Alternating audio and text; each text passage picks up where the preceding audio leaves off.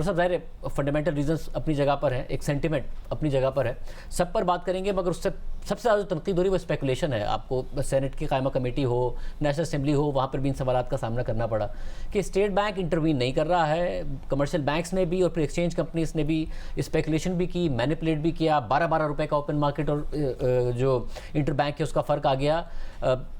जो free market है वो स्पेकुलेशन नहीं अलाउ करती है, स्टेट बैंक को इंटरवीन करना था इस बारे में। जी, एक तो जो ज़्यादा, एक तो thank you very much Khanzada साहब, आई एम वेरी ग्रेटफुल, आपने ये मौका दिया कि आपके साथ और आपके नाजरीन के साथ जो है मैं अपने व्यूज़ शेयर कर सकूं। तो एक तो मैं यही कहना चाहूँगा कि जो स्पेकुलेशन की बात हो रही है, एक्चुअली स्पेकुलेशन से ज़्यादा इस वक्त जो क्रिटिसिज्म आया है बैंक्स के ऊपर, वो तो ये है कि उन्होंने जो इम्पोर्टर्स को जब उन्होंने डॉलर सेल किए हैं तो वो बड़े हाई रेट पे किए हैं एज़ कम्पेयर टू उस वक्त जो इंटर बैंक रेट था।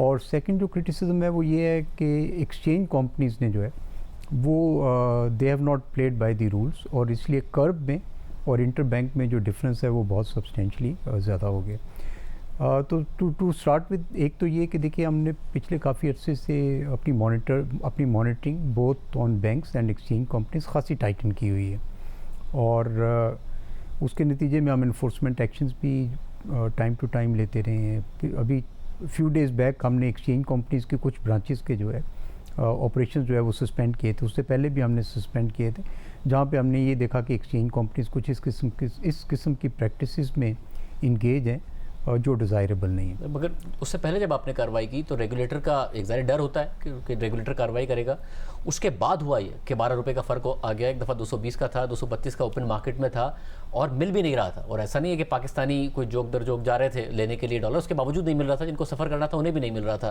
तो क्या वजह हुई कि ना रेगुलेटर का खौफ था और एक्सचेंज कंपनीज दे भी नहीं रही थी? क्या हो रहा था? स्मगलिंग हो रही थी? क्या हो रहा था?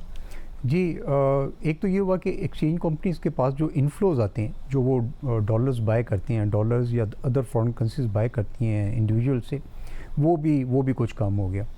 एट द सेम टाइम जो आउटफ्लो है वो भी सब्सटेंशली जो है वो बढ़ गया। अब उसकी मल्टीपल रीजंस जो है वो बताई जा रही हैं। एक तो ये बताया जा रहा है कि जैसे आपने फरमाया कि जो फॉरेन करेंसी है वो स्मगल आउट हो रही है पाकिस्तान से, जो है वो बाहर जा रही है।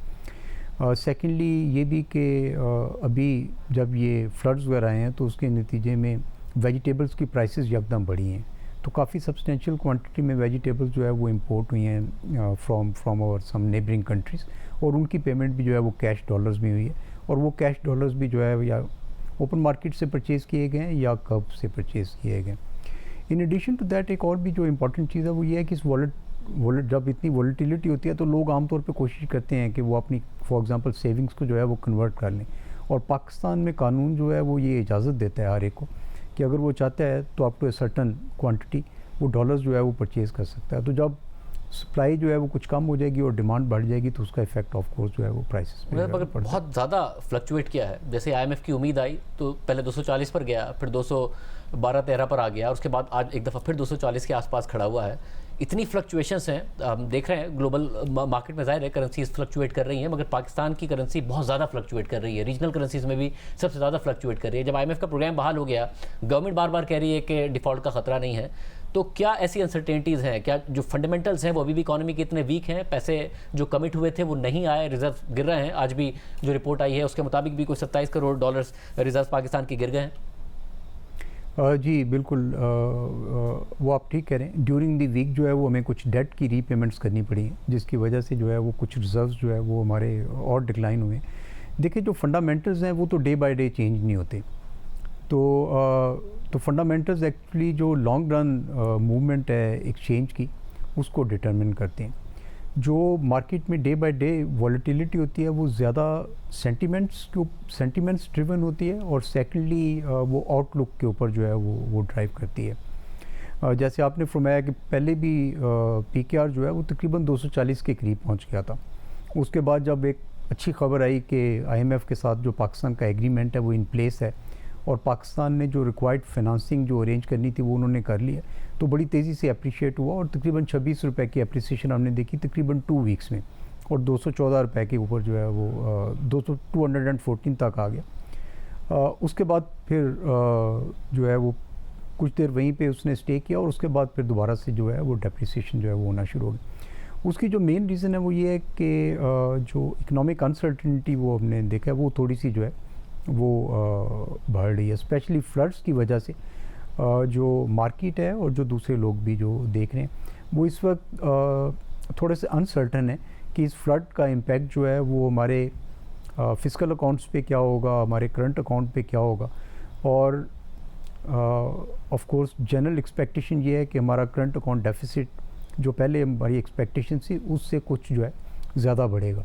तो अब एक ये भी ऑफ कोर्स फिर उस एक ये क्वेश्चन राइज होता है कि वो जो अगर आपका करंट अकाउंट डेफिसिट जो पहले एक्सपेक्टेड था उससे ज़्यादा बढ़ेगा तो उसकी फाइनेंसिंग के आपने क्या अरेंजमेंट्स किए हैं।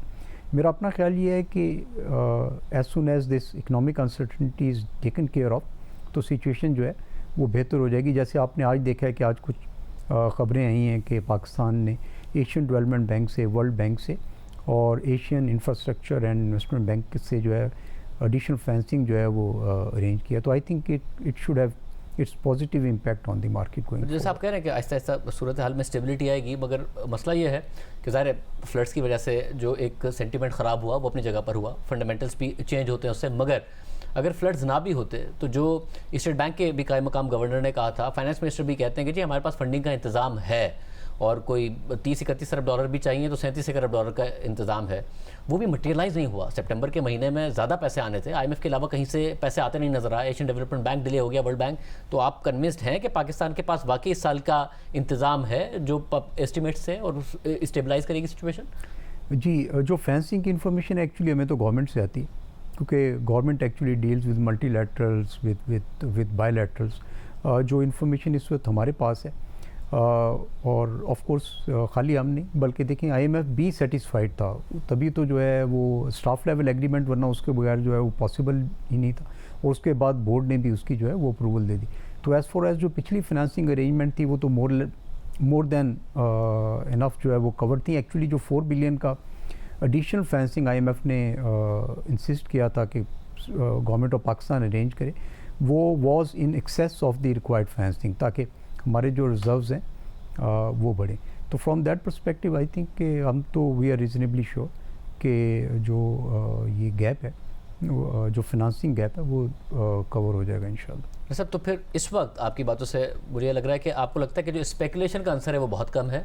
इस वक्त जो फंडामेंटल्स हैं और जो सेंटीमेंट डेवलप हुआ, फ्लड्स आए और ये उसी को मार्केट रिफ्लेक्ट कर रही है और ये सिचुएशन इंप्रूव आप कह रहे हैं कि कर जाएगी, मगर इसमें स्पेकुलेशन का आंसर कम है इस वक्त। जी बिल्कुल, यानी स्पेकुलेशन का है सर्टनली। देखिए जब भी मार्केट में वॉलेटिलिटी जो है वो बढ़ती है तो लोग जो है वो पोजीशंस लेते हैं और ये किसी भी फ्री मार्केट का जो है वो एक नेसेसरी एलिमेंट होता है। Speculation is actually not always bad, क्योंकि समटाइम्स के साथ अगर मैनिपुलेशन भी हो रही हो जो कि मार्केट में इल्ज़ाम लग रहा है कि हो रही है। जी, मैनिपुलेशन जो हो रही है मैं उसकी आपको वजाहत कर दूं। जो बैंक्स के ऊपर फॉर एग्जांपल बहुत क्रिटिसिज्म हो रहा है कि उन्होंने बहुत एक्सेसिव जो है वो रेट चार्जेस किए।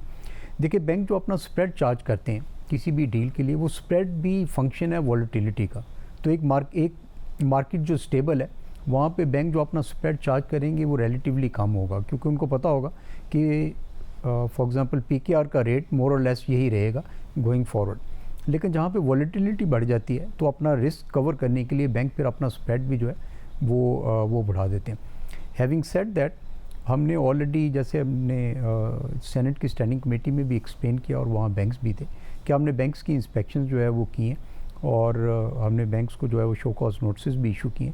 इस वक्त वो जो है प्रोसेस में है और जहाँ पे भी हम देखेंगे कि बैंक्स ने जो है इस किस्म के रेट्स जो है वो चार्ज किए हैं कस्टमर्स को जो अबव दी नॉर्मल थे, तो वहाँ पे उनके अगेंस्ट जो है वो एक्शन लिया जाएगा। और ओवरऑल जो इकोनॉमिक पिक्चर है इस वक्त, क्योंकि इन्फ्लेशन ज़ाहिर है बहुत हायर साइड पर है और साथ में ग्रोथ के हवाले से सवालात पैदा हो रहा है, एग्रीकल्चर कितना हर्ट होगी। आज जो लास्ट स्किल मैन्युफैक्चरिंग का नंबर आया है जुलाई में मंथ ऑन मंथ बेसिस पर 16.5% का डिक्लाइन है।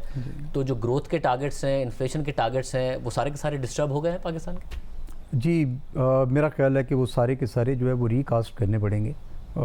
लेकिन हैविंग सेड दैट, देखिए अभी तक ये हमारे पास फाइनल असेसमेंट नहीं है।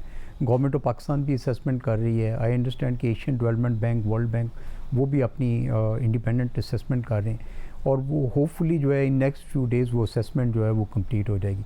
Once that assessment is complete तो then we will be able to actually assess कि ग्रोथ पे कितना इसका इम्पैक्ट आएगा, फिजिकल पे कितना इम्पैक्ट आएगा और हमारे करंट अकाउंट पे कितना इम्पैक्ट।